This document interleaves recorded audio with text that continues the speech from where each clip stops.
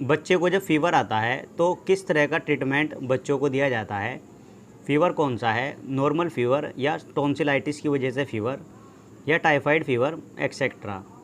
किसी भी कारण से फीवर हो सकता है। अब इसमें इम्पोर्टेंट ये होता है किस तरह के फीवर में कौन सी मेडिकेशन दी जाती है। सबको पता है पैरासीटामोल फीवर को रिड्यूस करने के लिए होता है, बट इसका भी कुछ कॉम्बिनेशन होता है, खाली पैरासीटामोल देना है या कॉम्बिनेशन में देना है। और सबसे इम्पोर्टेंट, अगर आप डोज सही से देते हैं, बॉडी वेट के हिसाब से एक्यूरेट डोज देते हैं, तो पेशेंट को तुरंत आराम लगेगा। तो चलिए आज हम इस वीडियो में फ़ीवर के कंप्लीट ट्रीटमेंट के बारे में बात कर लेते हैं। इस वीडियो को देखने के बाद आपको समझ आ जाएगा कौन सी कंडीशन में हमें किस तरह की मेडिकेशंस देनी होती है। तो चलिए आज कुछ नया और बेहतर सीख लेते हैं, और चैनल को भी ज़रूर सब्सक्राइब कर ले ताकि इसी तरह की नॉलेजेबल वीडियो आपको सबसे पहले मिलती रहे। तो चलिए वीडियो स्टार्ट कर लेते हैं। इससे पहले हम बच्चों के कॉन्स्टिपेशन के ऊपर कंप्लीट वीडियो बना चुके हैं। कॉन्स्टिपेशन क्यों होता है, किस वजह से होता है और उसका गुड ट्रीटमेंट, इसका लिंक मैं आपको इस वीडियो के डिस्क्रिप्शन में दे दूंगा, वहां से आप चेकआउट कर सकते हैं। सबसे पहले तो हम यही जान लेते हैं बच्चों को फ़ीवर क्यों आता है।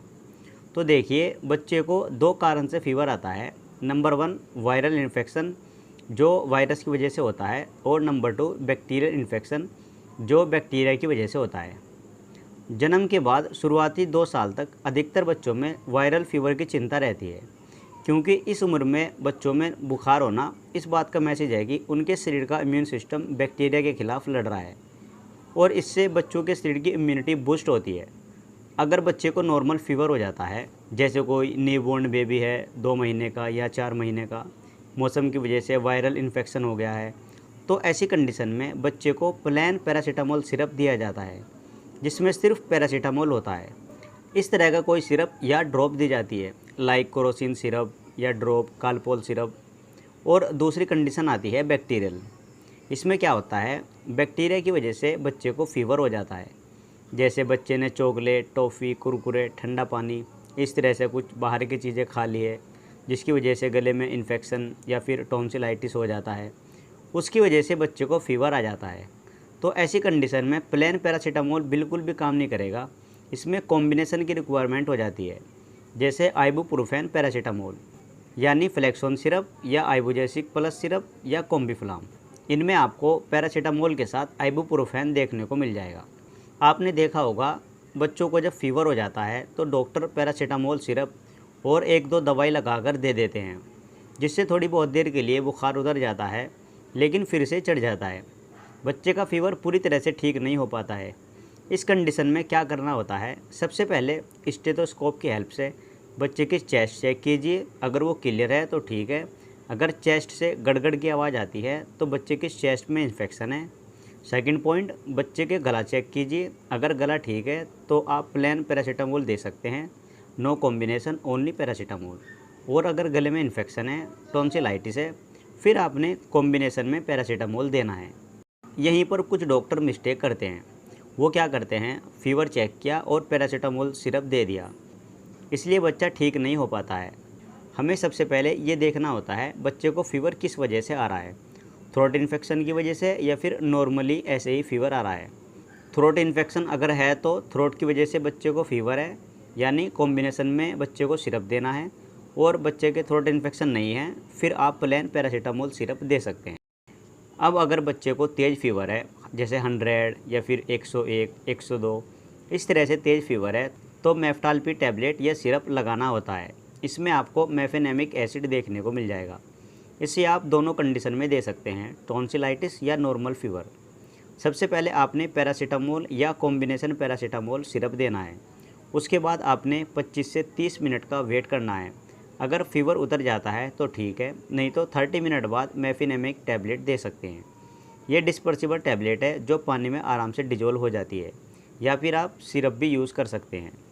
ये टैबलेट या सिरप ज़रूरत पड़ने पर देनी है। यहाँ पे मैं आपको एक एडवाइस देना चाहूँगा। सबसे पहले स्टेथोस्कोप से बच्चे की चेस्ट चेक कीजिए, उसके बाद गला चेक कीजिए, फिर आप दवाई दें, ताकि अच्छे से पता लग जाए फीवर आखिर क्यों हो रहा है। और बच्चे को मुंह में हाथ देने से रोके, बाहर की चीज़ें खाने से रोके, टॉफ़ी, चॉकलेट वगैरह इन सब चीज़ों से दूर रखें। अब हम जान लेते हैं इसकी डोज के बारे में।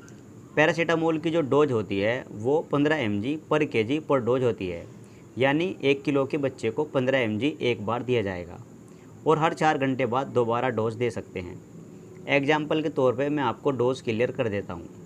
मान लीजिए कोई 10 किलो का बच्चा है तो 10 × 10 बराबर 150 mg, यानी बच्चे को 150 mg दवाई देनी है। ये मैं आपको पर kg पर डोज बता रहा हूँ, पर डे नहीं। पर kg पर डोज मतलब बच्चे को उसी टाइम 150 mg दवाई दी जाएगी। आप इसे आराम से रीड करिए।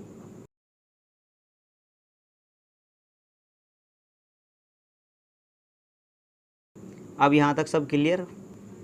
हमने पैरासीटामोल सिरप लिया जैसे कालपोल 250 mg और हमें डोज देनी है 150, और कालपोल के अंदर है 250 mg ईच 5 ml, यानी इसके हर 5 ml में 250 mg दवाई है। ये सभी सिरप पर लिखा आता है लाइक 120 mg ईच 5 ml या 150 mg each 5 ml, 250 mg each 5 ml। अगर 250 mg वाला सिरप है तो कैलकुलेट करके 3 ml आ जाएगा, यानी जब भी बच्चों को फीवर होता है 3 ml दवाई देनी है। इसी तरह अगर 120 mg वाला सिरप है तो 5 ml में हो जाएगा 120 mg, बचा 30 mg। जब डोज कैलकुलेट करेंगे तो 6 ml के आसपास आ जाएगा। इस तरह से हमने पैरासीटामोल की डोज देनी है। और मेफेनेमिक एसिड, इसमें मेफ्टाल पी जो 100 mg में आती है और मेफ्टाल 250, ये 2 तरह की दवाई चल जाएगी। उसके बाद तो अडल्ट डोज हो जाती है।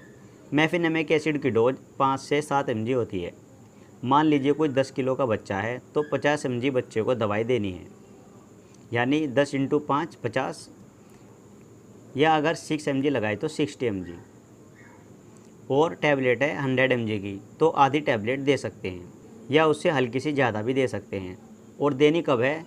जब पैरासीटामोल से बुखार कम नहीं हो रहा है। ऐसी कंडीशन में 20-25 मिनट का वेट करने के बाद इस टैबलेट को देनी है। उम्मीद करता हूँ ये वीडियो आपको ज़रूर पसंद आई होगी। मैंने बहुत ही अच्छे से आपको समझाने की कोशिश की है।